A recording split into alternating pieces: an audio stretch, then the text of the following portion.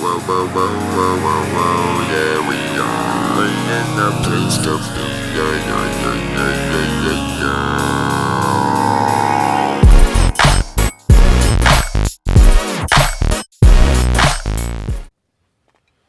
Okay, so this is a pressurized irrigation system, and what you've actually got here is a whole bunch of spider webs.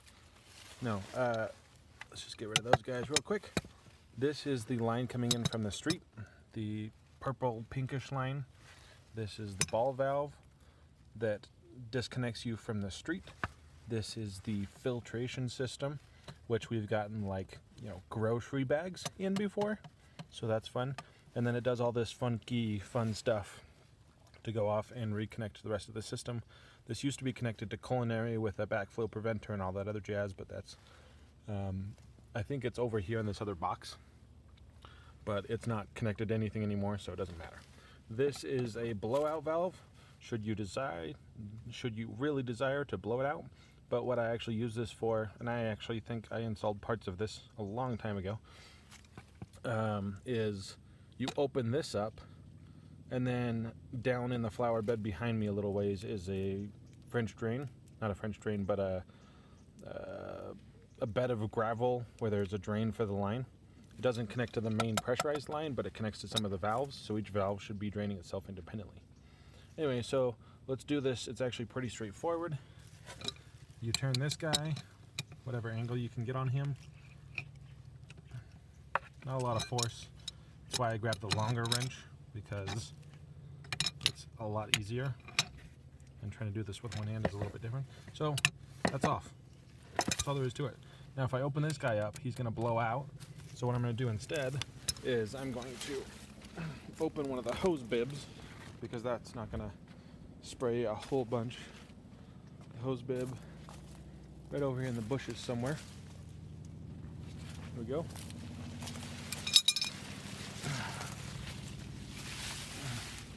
So this guy is pretty cool, actually.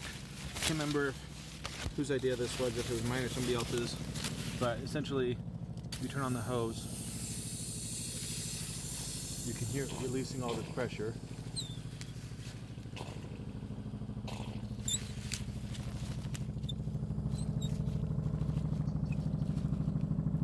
It'll run itself out of steam here in just a minute.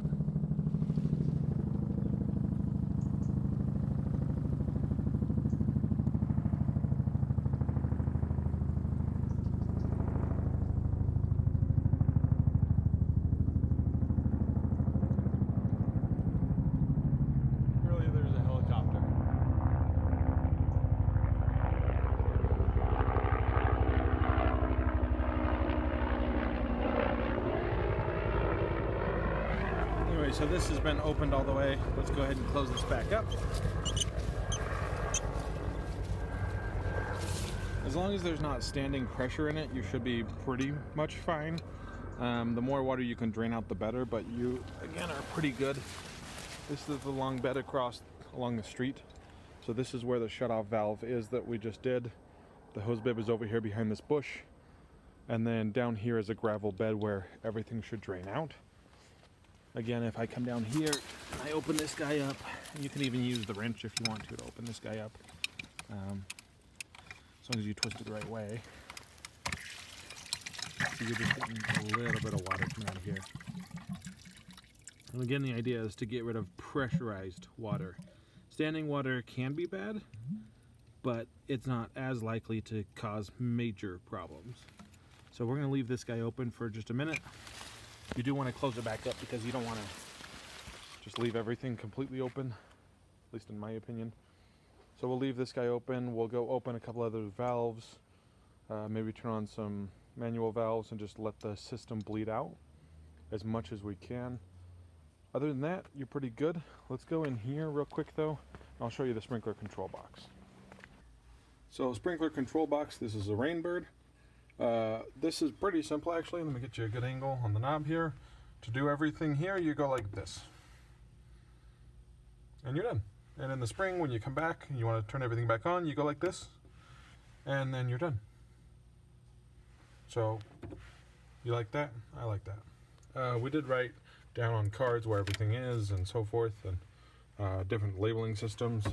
Here's the inside of a sprinkler control box. All your wires come in. Looks like this one can run up to 16 stations, which is kind of cool. Looks like we need to replace the battery here because it's getting all corroded. But that's pretty much how to winterize your system. Again, I'll walk around and turn off some, or turn open some other valves and whatnot. Let me actually show you one more thing that I just mentioned but didn't actually explain. Okay, so here's what I wanted to show you. This is the control box. That's actually not a control box. This is the standpipe up for the hose spigot here. And what we actually did is we put in this box, and we got from the wrong end, it looks like. We put in this box, and then down in here, I put up a standing pipe, and then right here I put in threads. Again, I might have been the one that did this, or somebody else might have, I don't remember, but there's threads here.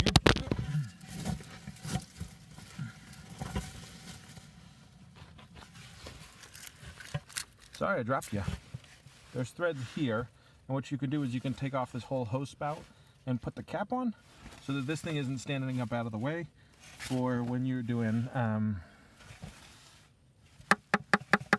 for when you're trimming bushes or for the winter, whatever.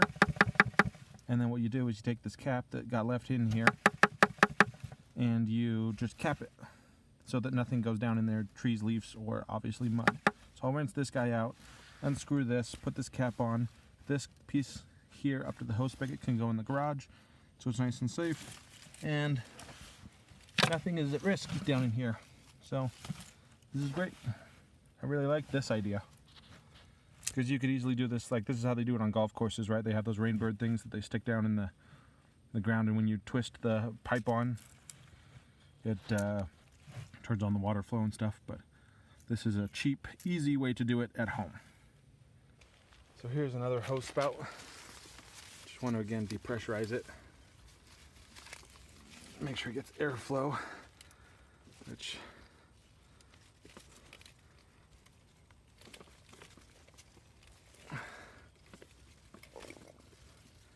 yeah, see? Get this guy opened up. And I can actually hear it over at the street. I can hear it gargling. And while we're here, yeah, that's gonna happen. Oh man, that's good. I might have to come turn off the sprinklers like every other day.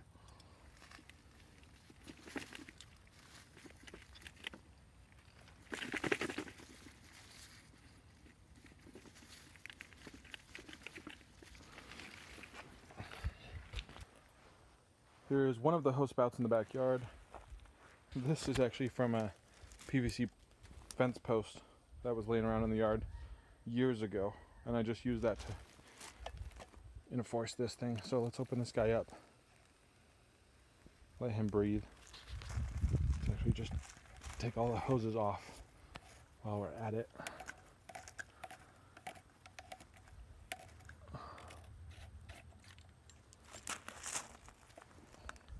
So this guy should be good. Leave it open for just a minute here. And then there's another one over here where this white pipe leads to. There's another hose spout there. So we'll go open that one up and just make sure everything's drained. Disconnect all the hoses from everything. You could probably hear this thing breathing. Everything's trying to let the water drain out of it. So that's good enough. I don't hear anything. Put my hand on it. It's not sucking back or anything like that. So it should be good. If you wanted to go a little crazy, you could get the adapter from this and then get it to an air compressor, and you can just pressurize one of these lines and then pressurize the whole system and blow everything out, but certainly not needed. If you're feeling really saucy, as Justin Rhodes would say, you could always take these hoses and hold them up and let them drain all the way out and stuff. Again, because it's not pressurized, you shouldn't really have to worry too much about them breaking the hose. Yeah, I mean, you're not going to get a lot of water out of these guys anyway, so grab somewhere in the middle-ish, hold it up, let some water drain out. Probably good enough for winter on a garden hose. coil them up, put them in the shade, put them inside the garage or something, so you don't have to worry about sun rot. But otherwise, you just grab a piece of the hose, let both sides kind of drain out, and you're done.